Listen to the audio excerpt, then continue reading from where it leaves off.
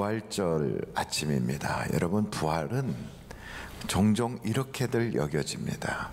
그냥 예수님이 그렇게 선한 뜻을 가지고 이 땅에 사랑을 선포했으니 그분은 죽으셨지만 그분의 정신이 부활했다, 이렇게 말하고 싶어하는 사람들이 꽤 있습니다. 그리고 그분의 이념, 사상, 교훈, 그리고 그분의 정신이 부활한 것으로 이야기하고, 굳이 그분의 몸이 부활했다는 게 뭐 중요하냐, 그분의 그 모든 우리에게 대한 가르침과 그 부활했다고 하는 그 자체보다는 그 비유와 상징이 더 중요한 거 아니냐, 이렇게 말씀하는 분들이 계십니다. 그런데 성경은 그렇게 우리에게 말하지 않습니다. 만약에 예수님께서 정말 살아나시지 않았다면 우리의 믿음은 다 헛것이고, 우리가 죄사함 받기 위하여 십자가를 의지하는 것도 다 아무것도 아니라는 거예요.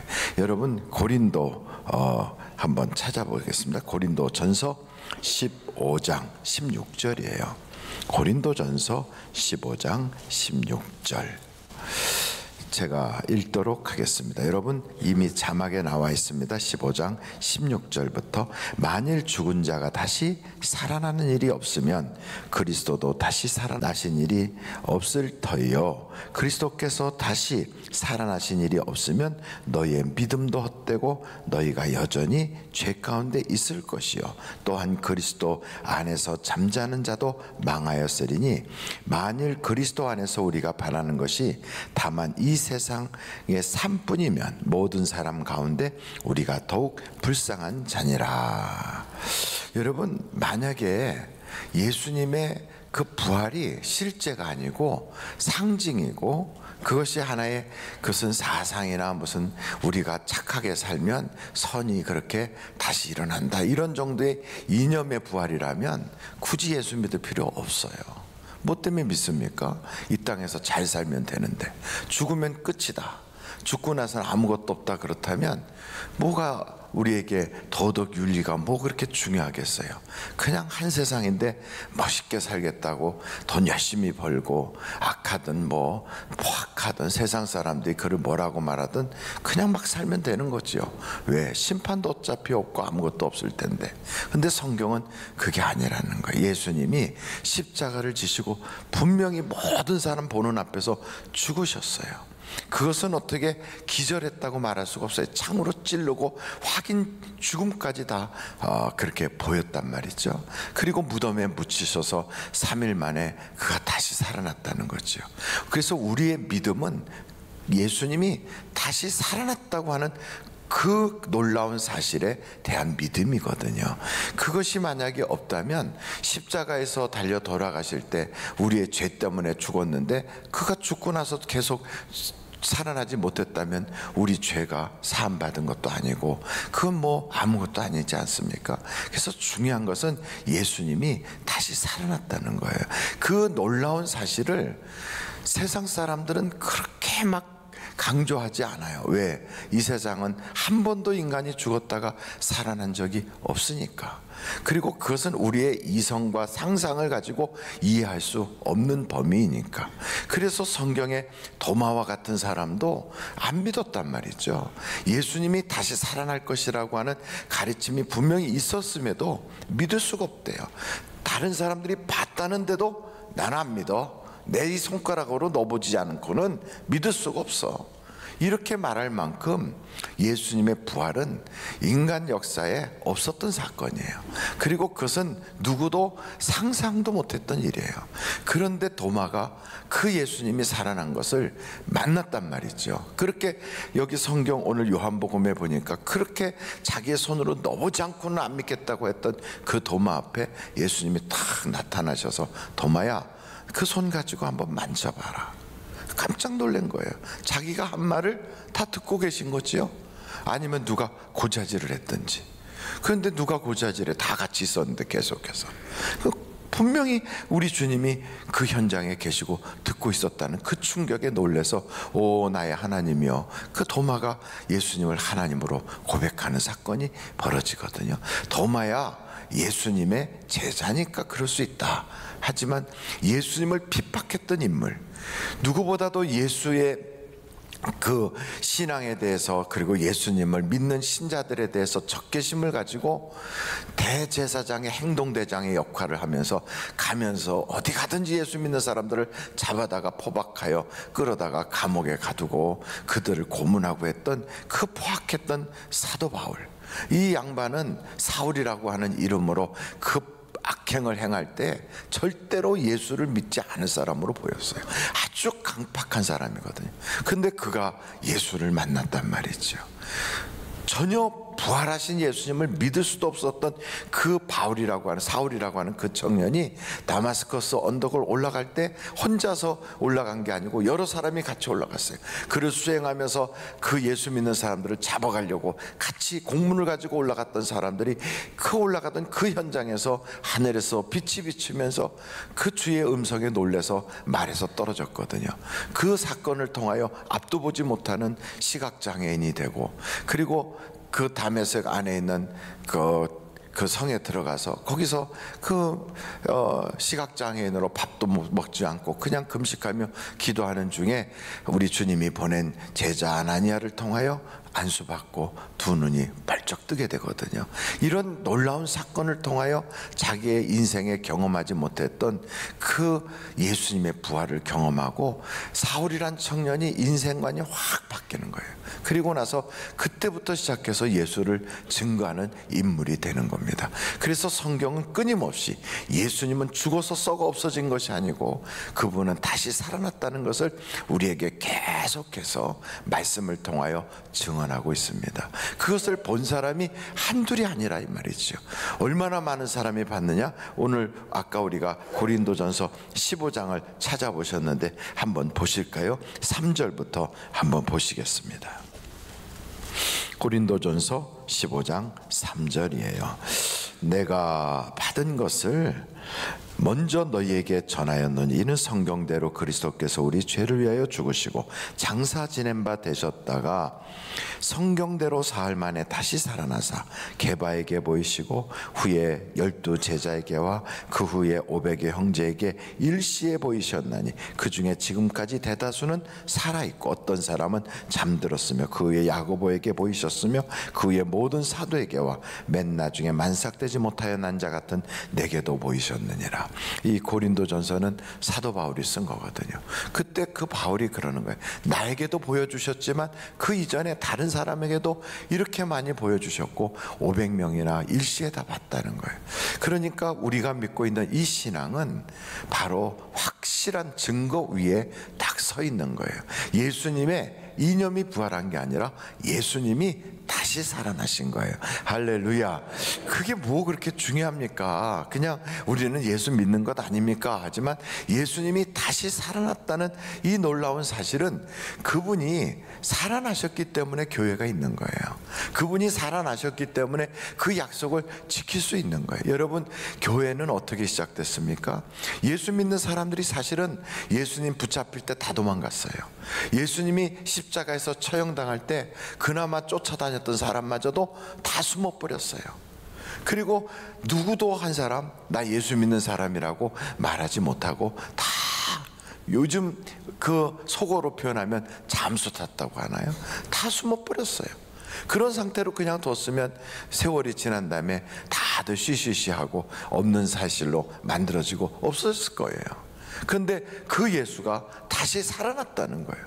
살아나셨기 때문에 그들이 모이기 시작한 거예요. 예수님이 살아났어? 정말이야? 이러면서 모이기 시작한 거예요. 그런데 그분이 단지 살아나서 나 살아났다 그랬어도 아마 그들이 진짜 살아났구나 그러면서도 앞으로 조심해야 되겠네 이렇게 하고 말았을 텐데 그게 아니고 예수님이 약속하신 대로 그들 앞에서 승천하여 천국으로 가시면서 내가 다시 올게. 와, 죽어서 끝이 아니라 정말 천국이 있구나. 그 이후에 영생이 있구나. 이걸 본 거예요. 그러니까 그들의 마음속에 담대함이 생긴 거예요. 그런데 그 놀라운 역사는 거기서 끝이 아니라 약속대로 성령이 그들에게 온 거예요. 성령을 딱 받고 나니까 야, 정말 내가 봤던 게 꿈이 아니구나, 내가 경험했던 게 그냥 스쳐 지나가는 하나의 현상이 아니라 진짜구나, 예수님이 진짜 천국에서 약속하신 대로 성령을 보내주시는구나, 주님이 지금도 나에게 역사하시는구나. 이 놀라운 사실을 경험했던 제자들은 이제는 두려움이 아니라 용기와 담대함을 가지고 나가는 거예요. 예수님이 맞아서 그렇게 고난을 당했던 그 길거리로, 그리고 그 빌라도의 뜰로, 그리고 그들을 잡아갔던 가야바와 안나스의 대제사장의 집 앞에까지도 두려움 없이 달려나가서 예수가 살아났다 하고 외치는 거예요. 여러분, 이런 놀라운 사건이 이게 어디 숨어서 한 곳에서 일어났습니까? 이게 역사가 나타나는 것뿐 아니라 예수의 이름으로 평생 안진뱅이로 살았던 그 사람, 성전 미문에서 구걸하던 그 사람, 누구나 다 알고 있어요.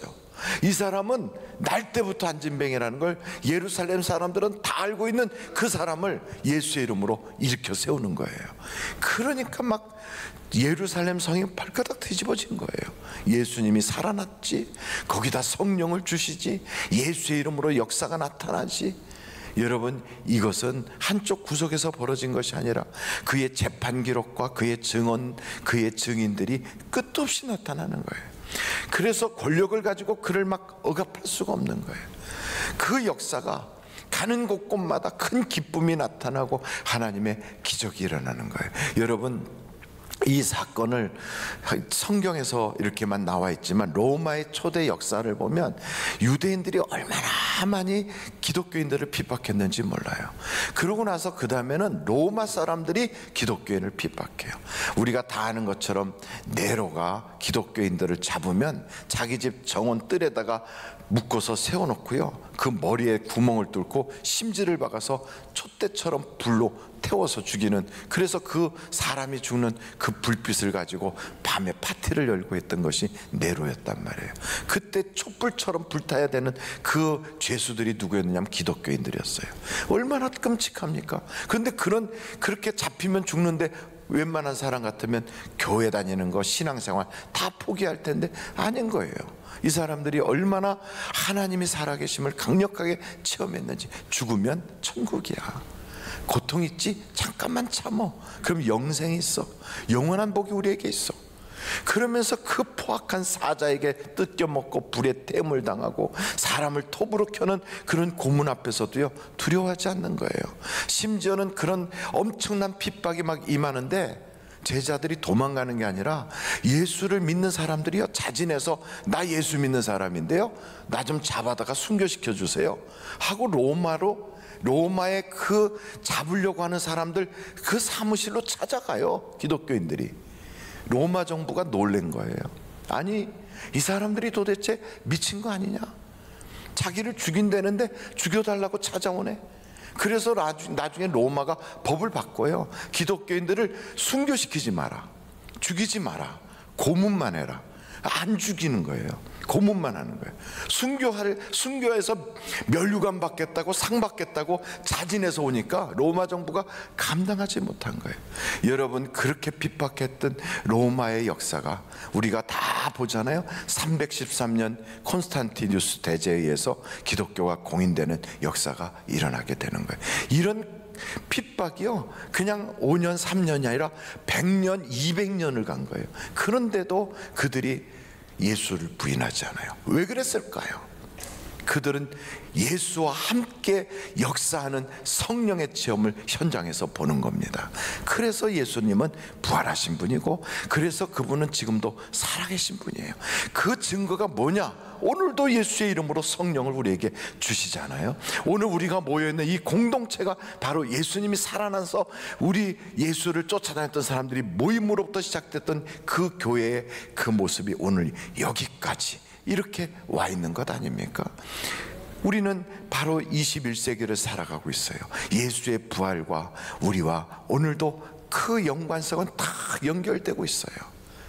그런데 목사님, 예수님이 살아났다고 하는데 나는 도저히 예수님 볼 수도 없고요, 예수님이 체험도 안 되고 예수님 느낄 수가 없어요. 당연해요. 가만히 있으면 아무런 느낌이 없어요. 바람은 눈에 보이지 않아요. 근데 불면 이파리가 흔들리고 깃대가 흔들리고 하는 걸 보면서 바람이 부는구나, 공기가 움직이는구나, 이걸 알 수 있는 거예요. 언제 예수님이 활발하게 우리 속에서 역사하시느냐? 성경을 보니까 전도할 때, 복음을 전할 때 하늘과 땅의 권세를 가지신 그분이 역사하고 움직이시는 걸 보게 되는 거예요. 그래서 여러분, 그냥 가만히 있다고 주의 성령이 역사하는 게 아니고 하나님의 아들 예수님이 역사하시는 게 아니라 예수의 복음을 전할 때 그때 나타나는 거예요. 그때 그분이 살아계심을 보여주시는 거예요. 그래서 선교의 현장에 가서 보면 얼마나 강력하게 예수의 역사가 나타나는지 몰라요. 예수의 이름으로 병자가 고침받고 귀신이 떠나가고 기적이 나타나는 건 이 2000년 전의 사건이 아니라 지금도 선교의 현장에서는 현재 진행형으로 이루어지고 있다고요. 마찬가지로 그 현장을 오늘 우리 교회로 끌어오고 싶으면 복음의 현장으로 가보십시오. 예수를 전하려고 하는 그 자리에 한번 서보세요. 그러면 예수의 이름으로 역사가 나타나는 걸 여러분들이 보게 될 줄로 믿습니다.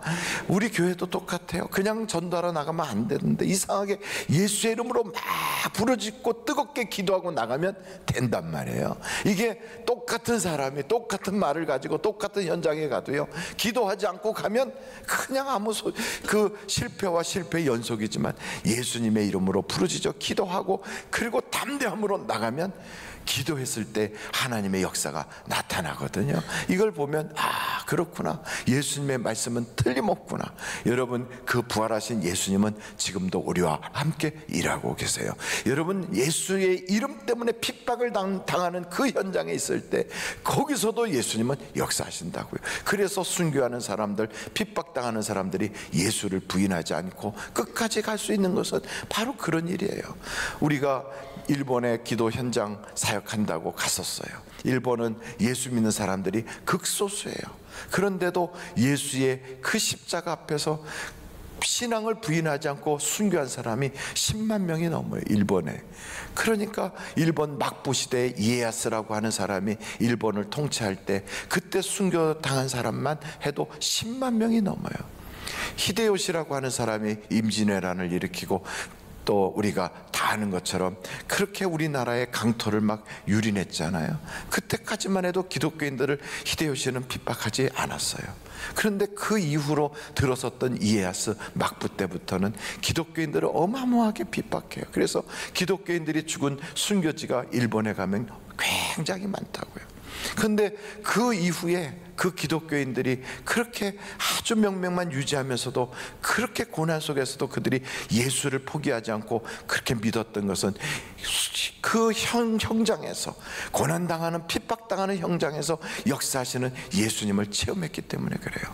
그래서 성경에 우리가 찬송가에 보면 이런 찬송가들이 있어요. 한번 여러분들이 같이 좀 보셨으면 참 좋겠는데, 은혜가 풍성한 하나님은, 이런 찬양이 있죠? 한번 여러분, 그게 몇 장에 있습니까? 은혜가 풍성한 하나님은 이렇게 몇 장에 있는가요? 그게 크게 한번 말씀해 주시겠어요? 예, 197장. 우리 한번 197장을 한번 찾아보세요. 그 197장을 딱 찾아보시면 거기에 그것을 찬송가를 작사한 분인가요? 그분이 누군가 봤더니 나카다, 이렇게. 나카다가 일본 사람이에요. 다나카가 아니고 나카다입니다. 1922년 2차 세계대전이 발발하고요, 일본이 한국에 대해서 어마어마한 강압 통치를 하고 있을 때 1922년 바로 이때 일본에 있는 교회 성도들도 엄청난 핍박을 당했거든요. 그런데 신사참배를 강요하는 그 일본 통치 안에서 그들도 똑같이 우리처럼 신사참배 안 하면 잡아다가 고통을 주고 이런 끔찍한 핍박을 당하고 있는 그 사람들이 이런 찬양을 작사한 거예요. 은혜가 풍성한 하나님은 믿는 자 한 사람 한 사람, 어제도 오늘도 언제든지 변찮고 보호해 주시네. 주여 성령의 은사들을 오늘도 내리어 주소서. 성령의 뜨거운 불길로서 오늘도 충만케 하소서. 희생의 제물로 돌아가신 어린 양 우리 주 예수여, 구속의 은혜를 내리시사 오늘도 구원해 주소서. 주님의 기쁘신 은혜만을 세상에 널리 전하리니 하늘의 능력과 권세로서 오늘도 오늘도 입혀 주옵소서. 정욕과 죄악에 물든 마음을 성령의 불길로 태우사 정결케 하소서. 태우소서. 깨끗게 하여 주옵소서. 이 놀라운 찬양이 바로 그때 작사 작곡된 거예요. 여러분, 그걸 보면 고난당하는 그 현장에 하나님은 생생하게 역사하시는구나.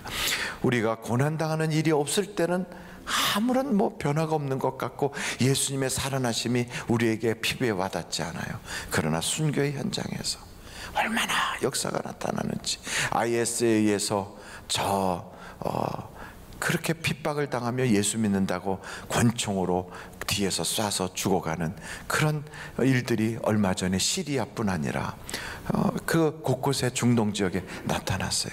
이디오피아에 있었던 그 사람들이 돈을 벌겠다고 어디입니까? 튀니진가에 가서 거기서 돈을 벌러 갔다가 그곳에서 IS에게 그들이 체포가 돼가지고 해변가에 끌려가서 총에 맞아서 죽는 그 현장의 사진이 그냥 이렇게 게시가 됐어요. 그런데 여러분, 그런 가슴 아픈 일이 벌어지면 하나님이 어디 계시냐고, 하나님이 살아계시면 어떻게 이럴 수 있느냐고 그렇게 말할 것 같은데 그러지 않고 에티오피아에서, 그 에티오피아 자체에서도 기독교인들이 핍박을 당하거든요. 그런데 거기서 그렇게 가서 돈을 벌러 갔던 기독교인들이 죽음을 당했는데 그 가족들이 뭐라고 그러냐면, 내 남편은, 우리 아빠는 예수를 부인하지 않았어요. 우리는 천국에서 만날 거예요. 가난하지만, 많은 것을 배우지는 않았지만, 환경이 그렇게 좋지는 못하지만 예수의 부활 때문에 그들은 거기서도 굳굳하게, 왜 그들이 그렇게 담대할 수 있을까요? 이유는 하나예요. 그들이 특별한 사람이라서가 아니에요. 그들이 우리보다 다른 인종이라서가 아니에요. 예수의 부활의 큰 놀라운 체험을 그 현장에서 하고 있기 때문에 그래요. 여러분, 핍박당할 때 예수님은 강력하게 역사하세요. 하늘과 땅의 권세를 가지고 드러나는 거예요. 뿐만 아니고 성경에 보니까 우리가 깨어서 기도할 때 주님은 역사하신다는 거예요. 여러분, 깨어 기도할 때 하나님의 역사는 나타나는 거예요. 사도 바울처럼 그 사람은 원래 사울의 포악한 사람이고 예수를 핍박하던 사람이에요.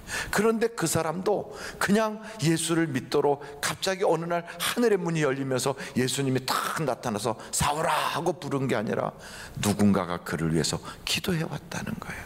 여러분, 기도의 역사는 엄청난 겁니다. 누군가가 그를 위해서 기도했기 때문에 그가 그런 하나님을 만나는 역사가 나타나는 거예요. 그래서 로마서 16장에 보면 나보다 먼저 예수 안에 있었던 나의 친척들이 있었다. 그리고 나를 위하여 어머니처럼 나를 위해서 기도해 준 자가 있었다. 그가 누구냐? 그가 바로 예수님이 십자가 지러 올라가실 때 거기서 대신 십자가를 짊어졌던 구레뇨 사람 시몬의 아내, 바로 루포의 어머니가 나를 위해서 그렇게 기도했다. 성경에 딱 나와 있어요.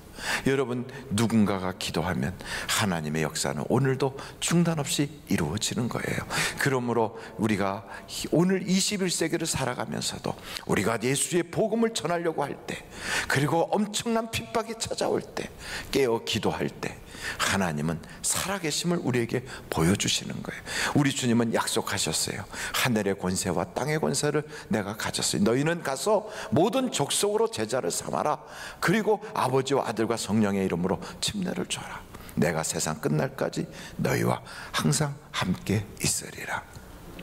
우리 주님은 돌아가셔서 썩 없어진 것이 아니고 그냥 저 천국 먼 곳에 가서 우리와는 상관없이 그곳에서 계시다가 때 되면 그냥 오시는 그런 분이 아니라 지금도 우리의 삶 가운데 역사하시고, 지금도 우리가 기도할 때 응답 주시고, 지금도 우리에게 성령을 보내어 주시고, 지금도 전도의 현장에서 일하고 계시고, 핍박당할 때 그 핍박당하는 자와 함께 하셔서 스데반이 핍박당할 때 그 자리에 계셨던 것처럼, 사드락 메삭 아벳느고가 풀무불 속에 던져졌을 때 우리 주님이 그들과 함께 하셨던 것처럼, 여러분, 우리의 인생살이는 우리 주님 없이 살아가는 자가 아무도 없습니다. 예수를 믿으면 그날부터 우리 주님은 우리와 함께 하십니다. 그러므로 그분이 활발하게 일할 수 있도록 우리는 깨어 기도해야 합니다. 그분이 활발하게 우리의 삶 가운데서 역사하실 수 있도록 우리는 예수의 증인이 되어야 하는 것입니다.